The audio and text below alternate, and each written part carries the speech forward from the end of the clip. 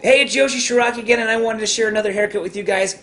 I did a really long layered haircut. We took about 3 inches off the outline, brought the haircut up. You're going to see that my model has that beautiful, thick, shiny, healthy hair, and unfortunately because of that, it's also very heavy. So what we wanted to do is lighten it up, did some interior layers throughout the haircut. We also did some layers throughout the front so that she can get that volume around the face.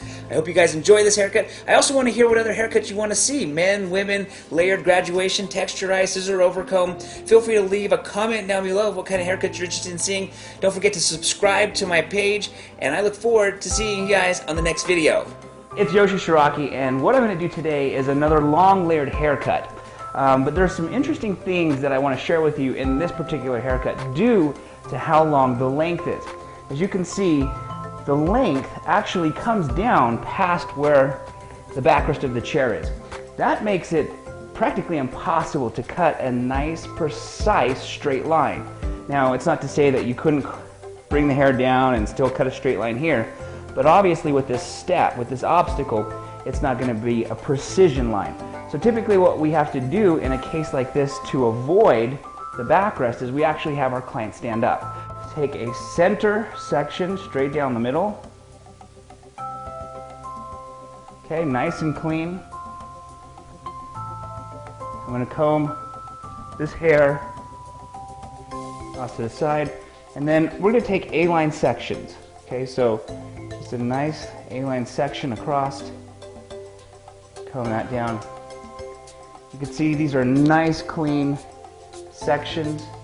We always want to keep the hair that we're working with nice and clean so it's easy to follow where we're going with our next step.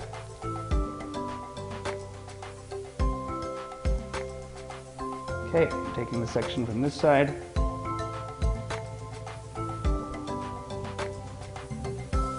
Okay. And just combing this hair up and away. Okay, it's at this point now where typically in the salon I'm going to ask my client if she'll please stand up. Now we're going to take off about 3 inches. What I like to do is I like to make sure that the cape is pulled off to the side if possible so that it eliminates any of these wrinkles.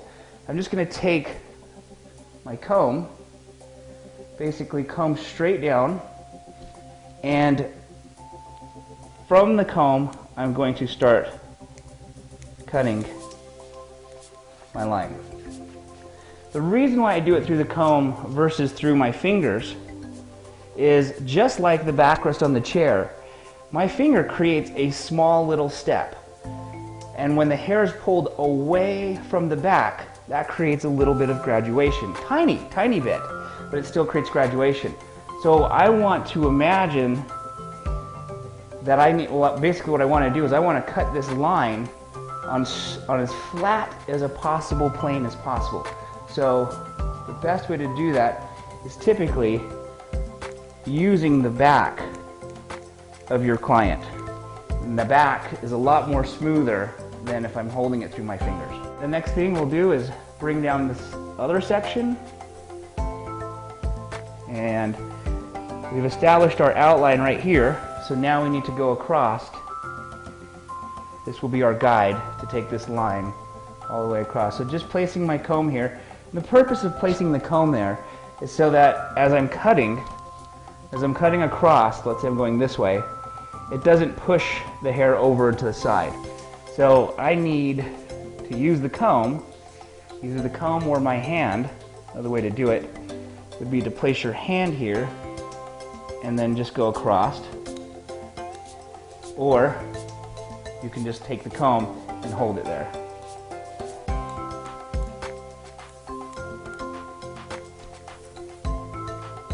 Taking A-line sections. Question I get asked a lot is how big of a section should you take? That's a great question. The answer basically is as long as you can see your guideline underneath the hair that's now come over that last previous section, as you can see, you can actually see right through there, then you can take as big of a section as you want, but you don't want to take such a large section that when it comes down, you can't see where the guideline is. Okay, so Really, you can take as big or as small as you'd like. I tend to take bigger as long as I can see where my outline is, simply for time management purposes. When you're running in a salon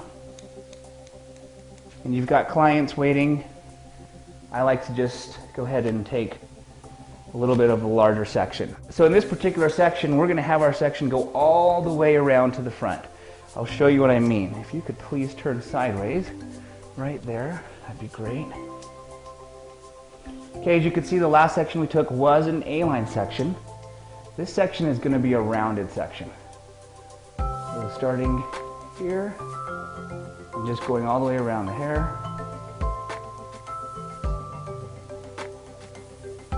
What I like to do is I like to take this one section that we have going all the way around and actually divide it into two. One section that's behind the ear and one section that's in front of the ear. So I'm going to take a straight section down and I'm going to comb away the hair that is actually in front of the ear. And from here, I will now go ahead and establish this outline. Okay. So now what we want to do is we want to blend this hair here with the back. And in this particular case, I'm going to over direct this hair in the front to the back.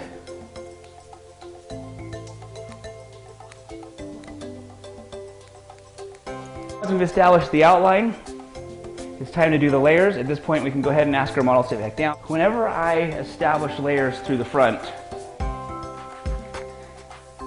that frame the face of my client, I will take a quick peek, unless my client has a specific desire that this layer must reach the back of a ponytail. If they are pretty open into where this layer will sit, one of the things that I like to do is I like to accentuate a particular feature of my model. Like I said, whether it's their cheekbone, maybe it's their lips, maybe it's the jawline. The reason for that is when they tuck their hair behind the ear or they pull their hair back in that ponytail, it's kind of nice if that particular layer is coming down and actually like an arrow pointing to this particular feature. If they have nice lips, it almost acts as an arrow coming down and accentuating their lips. In this particular case, we're going to go with the jawline. I will take a section here at the ear, pretty much at the top of the ear, and again I'm dividing the front and the back. Because of the shoulder, as you can see, sometimes there is an obstacle of being able to cut that precise line. So what we can do is have the model turn their head, and now this hair, when it lays straight down, is not going to be falling on top of the shoulder. So slightly have the model turn their head. Again, putting my hands, my fingers right here, they are at the jawline. So that's where the shortest layer is going to be, right here at the jawline. So basically from here, I go ahead and just work my way up to my fingers. Okay, so establishing that first angled frame the face layer. Now we're going to blend it with this second part. Okay, again, the longer the hair is, the harder it is to hold the whole thing in one chunk. But this is the length right here. I'm going to start down here at the length and just work my way up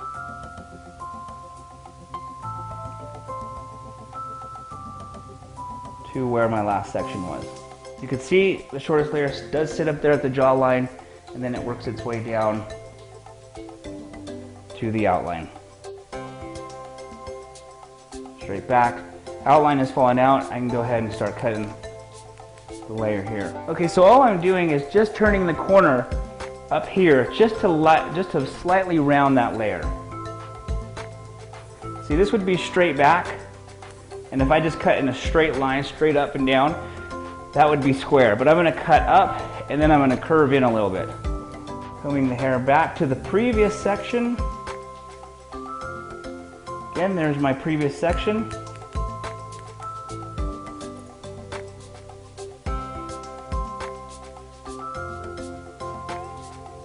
Okay, straight up and then slightly turning inward.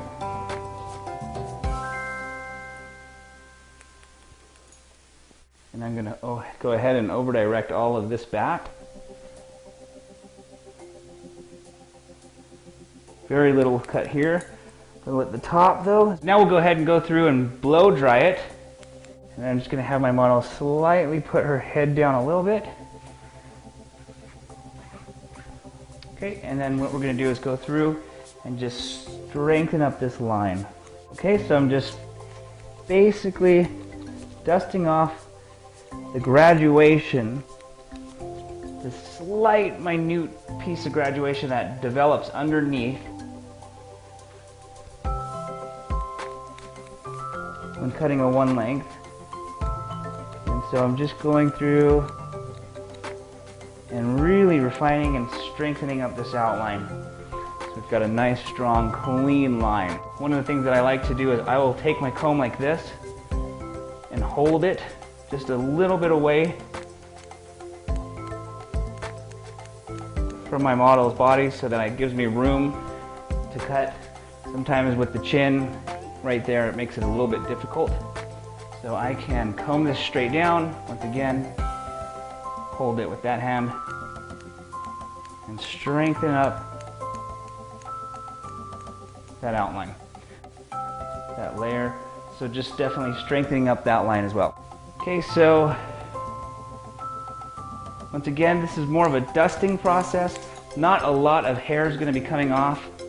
The shape is already created. I'm now just strengthening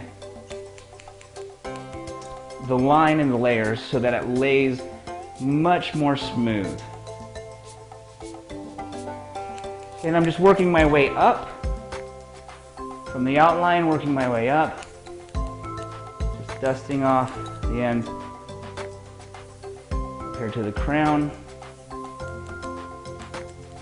Okay, and letting it fall. And as you can see, it just falls so much more smooth.